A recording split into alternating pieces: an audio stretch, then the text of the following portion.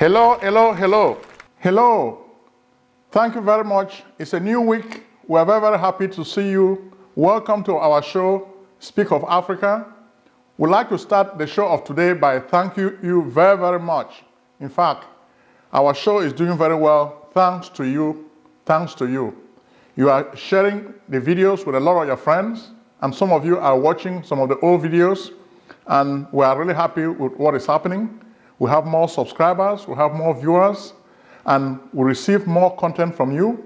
Each time we get this content from you, we try to share it with as many people as possible. From the very beginning, we had promised you this is going to be a show.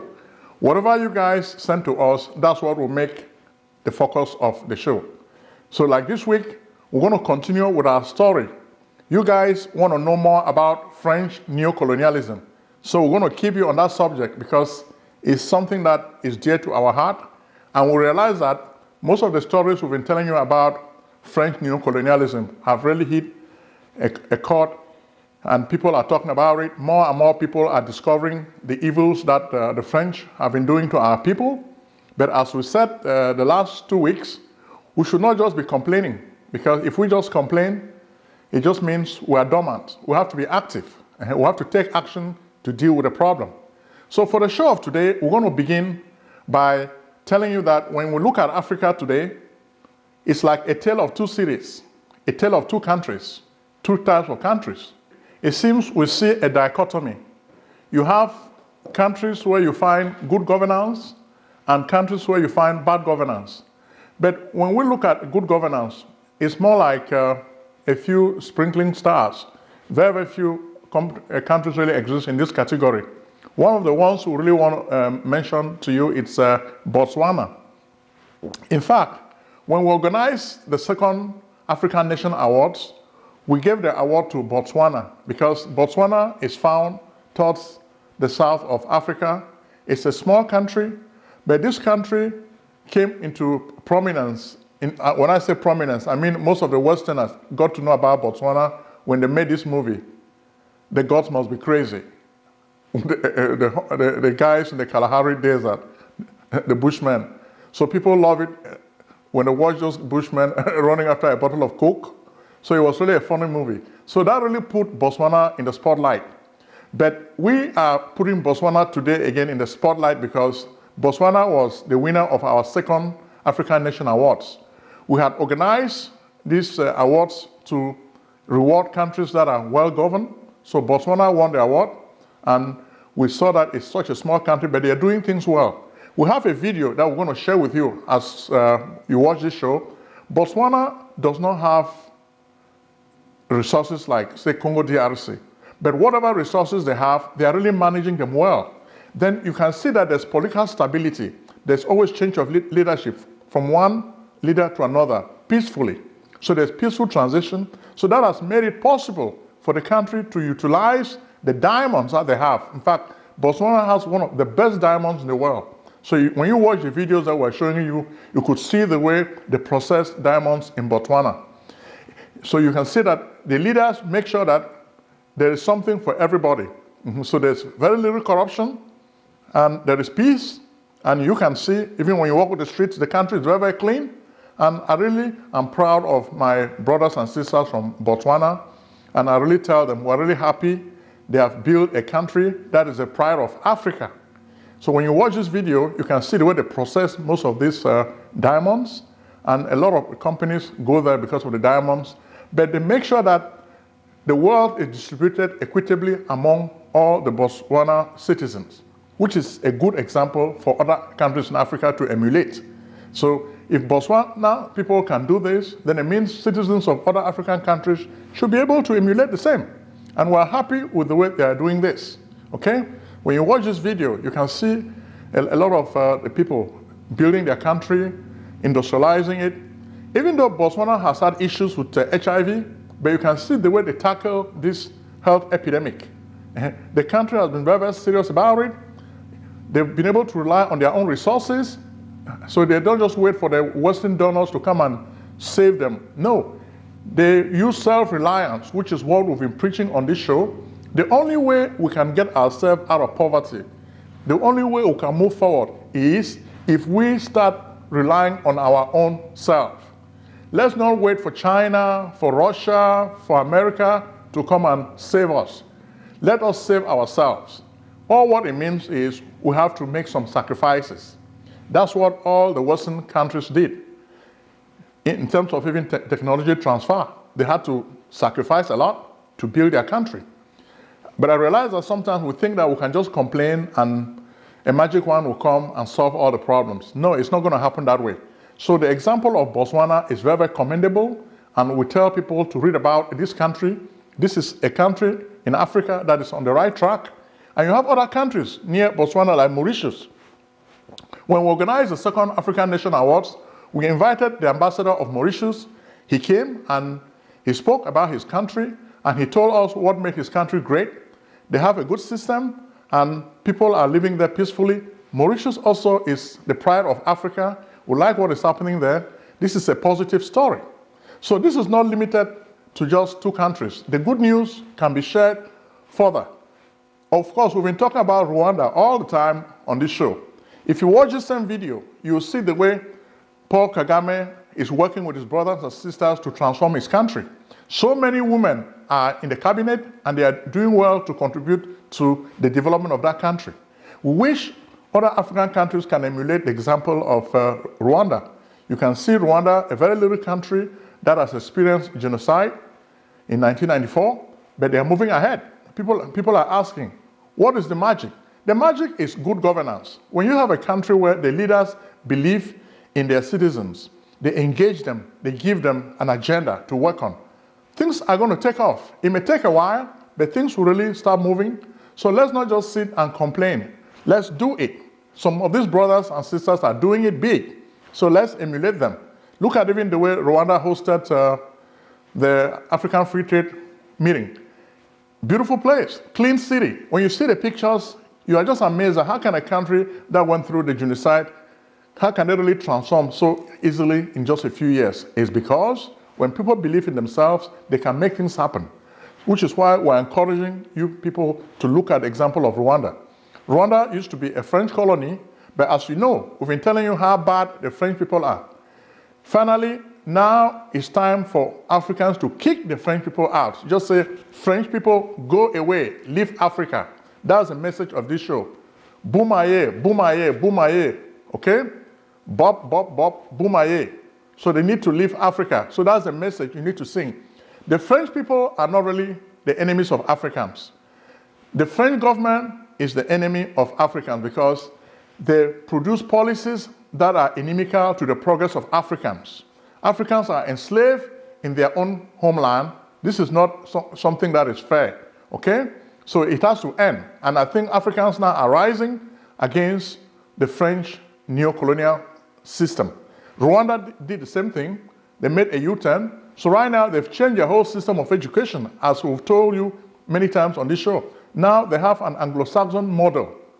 And that's the model of development that Rwanda is following. And I'm encouraging other Africans to throw away the French, just like the Ivorians are planning to do. We hope you can follow Mr. Koulibaly and Nathalie Yam so that they can change that country, okay? So we want the French to leave Africa, but they will not leave on their own volition. They have to be forced out. So the average African, you need to have in your head the idea that the French are not good people. So you want them to leave Africa alone. You want them to move out. Because when you look at this week, we saw pictures of the Pope and Emmanuel Macron, the president of France. They were meeting. What was the Pope telling him? The Pope was just telling Mr. Macron that, listen, look at what is happening in Cameroon. There's been genocide going on in Cameroon for almost 3 years, and a lot of people are dying. So you can put some pressure on Mr. Paul Biya so that this genocide can come to an end. Mr. Paul Biya needs to withdraw his troops from Ambazonia so that peace can return to this part of the world. Because when you look at pictures, in fact, we have so many pictures. Talking about pictures, all the major newspapers in Cameroon, we have so many images. We will tell you the main stories, the main headlines. The people are just worried about the war. War is not good. So many people are dying. In fact, we're going to show you a video of a family. Biya's soldiers went into the house and shot the mother of the house. The husband came out and just started crying. He started lamenting. The guy came out, it's like the whole thing just made him mad. Now you bullet. When I see bullet, now you. Look up and I'm gonna die. What the fuck in the name of Jesus don't die? I swear my happiness. You think I am not sure? Don't die. I don't know. What time of me for that? No, do not leave. Teach 3 days over plenty. 3 days plenty. They will die. They shall not live.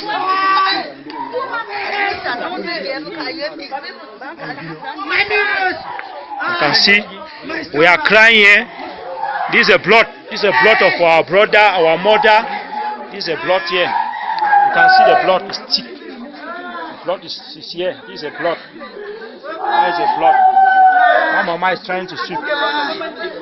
He was just going insane. He started crawling on the floor, and you see him weeping. You see family members weeping. This is not really good.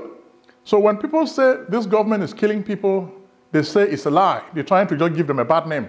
But these are videos that we're sharing with you so you can see. The soldiers from Biya's army killed this lady in cold blood while her family was in the same house. So it was very, very sad. Why did they isolate her alone to be killed?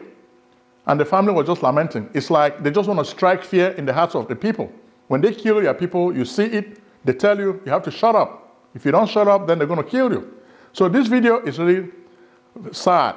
You look at a poor lady lying in a pool of blood, and the bees are just heartless. They just killed her and left. So it's very, very sad when we saw this video. We just said we're going to share it with you, and so that you can share with your friends so that they can know what happens. But the people of Ambazonia are not taking it lightly. They too are really fighting. And they are very, very serious. They are fighting every day. They don't really have sophisticated weapons. Even Cardinal Toomey, who supports federalism and special status. Special status means what? It means a nail in the coffin of Ambazonia. So Ambazonians know it. So they are not falling for the special status that Mr. Biya's regime wants to give the Northwest and Southwest region. Today also, we saw a note that was shared with us. Sisiku Ayoktabe has been in jail now in Konongi for over a year, and some people faked a message by saying that he was apologizing to his people for the trouble he had caused them. Interestingly, he had to correct that, and we're going to share the message. He had to make a correction that he never said that. He never said he was apologizing. Instead, he stands for what he represents, which is freedom for the people of Ambazonia. And he stands for this, and the people are fighting, even though La Republic is killing a lot of them, but the people are fighting. The people are fighting, and as we say, they are like Spartans. They're killing them, but they're not surrendering. They keep fighting. And we think if they keep fighting, eventually they will get the freedom they seek. But when a lot of people are already dying, and we just hope the international community could really step in, but they will not step in. So the people now have taken the laws into their own hands, which is why when you look at minstrels such as Cho Ayaba, Dr. Ayaba Cho, initially a lot of people talk trash about him, but this is a brother who has really done a lot to help his people fight for themselves, okay? And when you look at Ambazonia today, it looks like the person who may end up controlling this territory may end up to be Dr. Cho Ayaba, because he's resolute, he's focused on the goal, he's not distracted the way some of these guys are distracted and they talk too much. He focuses on the goal, and we just like what he's doing, and because we think he's really fighting for his people. So tomorrow, when he starts leading, some people were even calling us and telling us that Dr. Cho Ayaba needs to start planning some big things for the people of Ambazonia, because they want a country like Russia to come in, because they feel the United States is playing a game. The United States may be condemning the acts of Mr. Biya, but the people of Ambazonia want the United States to take action to stop the genocide in Ambazonia. If this is not going to stop, then the people are saying that Mr. Cho Ayaba, as their leader, should really contact the Russians and try to free them. That's the message we received this week from a lot of you, our viewers, because you really want the Russians to step in, because it looks like they may do exactly what is happening in Congo DRC. Congo DRC and also Central African Republic. As you know, already the Russians are in the Central African Republic. They have their military there. So when we look at it geostrategically, it looks like the next move would be for the Russians to get into Cameroon. So the way we look at it, Cameroon is a very, very fertile place. You have a lot of resources, oil, gas. Even in places like India, it's just like the curse of oil. They have a lot of resources, but the people who come from these areas are not really benefiting from these resources. And that's what is fueling a lot of discontent, okay? When the people are not happy, you have what we call the politics of exclusion. When most of the people are excluded from the national cake, it creates problems, which is why people ask me, why is it that there are so many wars going on in Africa? It's because our people are tired of working for the French plantation. They want to be free, so they want France to leave. France has been treating our people more like zombies, so they can kill, loot, maim them, and nobody says anything because France thinks our people are slaves. But the people have decided that there must be an end to slavery. They don't want to be slaves of France anymore. So the people are waking up, and with shows like ours, we are spending time to educate the people so that they should know what is really happening. And we're happy that you guys are following up and acting. Most of you are asking us, how can you contribute? We're going to be sharing more information with you, which will tell you how you can really contribute to the struggle. Life insurance money secrets of millionaires and billionaires exposed. Discover how America's rich and famous exploit these arcane tools to build fabulous wealth. Why should these big white guys have all the fun? Let Prince Ojong, the celebrity author of The Miraculous Millionaire, show you the little understood life insurance way to riches. Are you still doubting the good things that life insurance can do for you? Trust strategies, estate planning, 401k rollover, annuity contract, cash value, education funding, executive benefits, income protection, life protection, living benefits, mortgage protection, tax-free retirement? Think and grow rich with life insurance. Your amazing journey to wealth begins by calling Prince Ojong at 240-350-1131.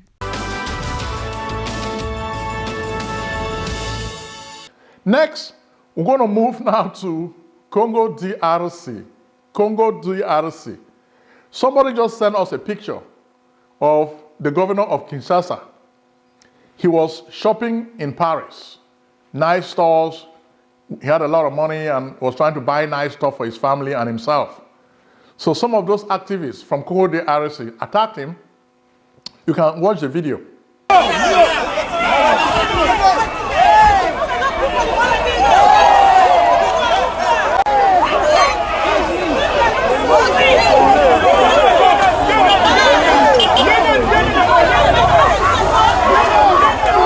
The video reminds me of what happened to one of these Igbo politicians in Germany. So they attacked this governor of Congo DRC, governor of Kinshasa, which is the capital city, and they started beating him up. He had his jacket. They pulled him left and right, and they started throwing him to the floor. And you can see the video, and the video now is just a lesson to most of these our politicians who steal our money and come to enjoy this money in foreign countries. So the people were just telling him to return home and not return to France and enjoy their money. So it was a serious humiliation for this governor of Kinshasa. We hope other African politicians will learn bitter lessons from this experience. But we want you to watch this video and enjoy it, because this is what happens when you treat your people badly. So the people are no longer sleeping. They are rising. And they are waking up, and they are waking up and fighting. So long as they continue fighting, these leaders will learn a lesson. They will know that you cannot steal their money and come to Europe to enjoy this money as if they are fools. They don't know what is happening.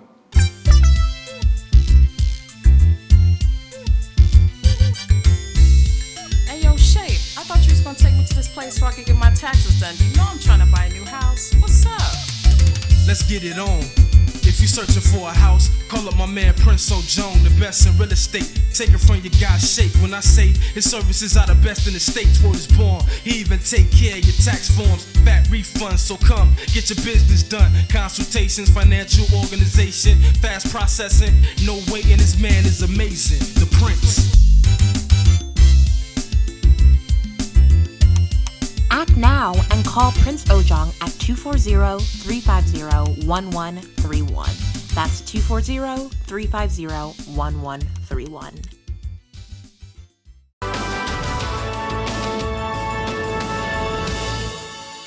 Okay, we're going to move now to Nigeria, because whenever we do our shows, we like to focus on Nigeria too, because Nigeria is a very big country in Africa, and most of our viewers also come from Nigeria. So we want to encourage them to really support this show, okay? One of the first videos we want to share with you is a video of Mr. Buhari. One of you sent us this video. It shows Mr. Buhari being chased out. People were clamoring around his limousine and telling him to return home. He has closed all the borders of the country. Goods cannot get in and out, and the people are really suffering. Yet he is in London relaxing on a holiday, okay? So the people were just sick and tired of it, and they said, no, this dude needs to return. So they chased him out of the building where he was staying. You can even see the video of the vehicle with a lot of Nigerians. The Nigerians in London are very bold, so they are not like Nigerians at home. So Mr. Buhari was powerless. He could not do anything. The police were just there trying to protect him. But the Nigerians were able to chase Mr. Buhari out. So we don't know whether he was able to return to those premises, but Nigerians asked him to leave. By some token, Mr. Buhari now had to respond to one of the remarks we made, the Osinbajo-Buhari feud. He was saying that people are trying to make ado about his relationship with his vice president, Mr. Yemi Osinbajo. But the truth is, the people have seen what is happening. They are not happy with what is happening because it looks like Mr. Buhari is emerging as a dictator. You look at it. In fact, we even have a video of a lady called Natasha in Kogi. See, they had elections there, and this lady was not allowed to really participate in these elections. Mr. Buhari's party, the APC, sent thugs who were armed to the teeth to go and burn this lady's political headquarters. Hello Nigerians, beloved indigenes of Kogi State. This is Natasha Hadiza Akpoti. I'm the SDP gubernatorial candidate for the Kogi State elections coming up on the 16th November. I started my campaign yesterday. I got into Lokoja, Kogi State, and I had a triumphant entry. And unfortunately, at about 11 a.m., the APC thugs were sent down to the SDP secretariat and vandalized properties, destroyed all the windows, my banners, pulled out my posters, and pasted Yahaya Bello's posters on the walls. So that was fine. I made a post, I expressed dissatisfaction, and we took note of the destruction. And unfortunately, at about 12 a.m., we got a call that the SDP secretariat was on fire. And I notified the DSS and the police and the military as well. And then unfortunately, while the military tried to get close to the secretariat to stop the fire, they were not able to, because the APC thugs were here in their numbers and they were with machine guns. And they set the fire. Please open the door. I want to show people the damage that was done. Close the door, please. I'm right now outside. Good morning. Good morning, everyone. Good morning. Good morning. This is the SDP secretariat here. And then you can see at night this whole place was burning. People could not have access to it. You can see the flames came out. Let's go inside. I want to have a better view. Before going inside, you can see the destruction. The flags were torn. Look at the SDP flag on the floor. Look at the broken windows. The broken windows. This is the SDP secretariat. We saw evidence of the buildings that was completely charred. They burned everything down, and these were soldiers, so they could not let anybody get close. So how can this be democracy? The lady has the right as a Nigerian to run for office. But it looks like if you're not supporting Mr. Buhari's party, they will send thugs to chase you out and you will not be able to run and win elections, which is basically democracy Buhari style. So when we see this, we tell you that it's not really a good omen. When democracy is this way, it makes it difficult for people to really express themselves. So we don't like this form of democracy. And which is why even Mr. Buhari's rapprochement with Emmanuel Macron of France, we don't like it. Because we don't see why an Anglo-Saxon country wants to get close to France. What Mr. Buhari does not understand is France was sponsoring Biafra during the Civil War, okay? France does not like the fact that an Anglo-Saxon country in Africa is so big like Nigeria. So France wants to divide Nigeria into pieces. So do you want this to happen? I don't think so. It's not a good thing, because if France is playing such a dirty game, Nigerians need to wake up to know that France is not a good country. They just want to take advantage of Nigeria's political problems and get oil and all the resources from Nigeria for nothing. So we're telling you now, if you really want to get a better idea of France's neocolonialism, because most of you have been contacting us asking for more information, we're going to share a video with you done by one of our viewers. He looks at French neocolonialism from the 1940s, 45 to present day. It shows you even like when Sylvanus Olympio of Togo was overthrown. He even adds people like Sékou Touré. They almost overthrew him, but he was a tough guy. He survived. Even though the video of today, by taking you behind so that you can watch this video of French neocolonialism, you can really see, this guy really explains it in detail, just like we shared the video of Dr. Arikana with you. We're going to share this video with you now for you to see the way this guy explains the working of French neocolonialism. Watch the video for a minute. The moment you come into power as a president in these 14 African nations controlled by France, you must sign that agreement to continue colonization. If you refuse, you will start having problems immediately. The first thing, they will overthrow and kill you, or they will overthrow you and keep you alive. I'll give you an example. The very first president of Togo, West Africa, after they had the so-called crazy thing they call independence, the first president was Sylvanus Olympio. Sylvanus Olympio looked at this part and said, this cannot be possible. It's not okay. We can't do this. He even looked for a way to look for an alternative on how to settle them. But the alternative meant that he was probably going to give up nearly half of the country. Olympio said, no, we cannot do this. And in fact, Olympio also rejected the colonial currency, which is franc, imposed on the country. And he went ahead and printed a Togo national currency to replace the one imposed by the colonial masters. 3 days only, 3 days after that decision, Olympio was overthrown by members of the French foreign legionaries. Okay, thank you very much for watching this video. It's a long video, so we don't have much to say on our show today, but we just want you to know that now it's time for Africans to rise up. We're not going to be zombies anymore. Now it's time for us to rise up and kick France out of our continent.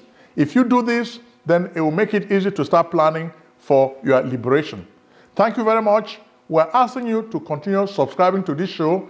Share, please. Share the show with your friends. We're asking you, please, share this show with your friends. That's the only way we can get big numbers, okay? Thank you very much. God bless you.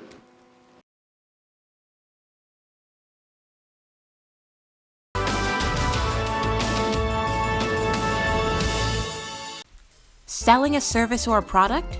Need buyers? Use the African Nation TV as a channel to reach many viewers. Act now and call Prince Ojong at 240-350-1131. That's 240-350-1131. Act today.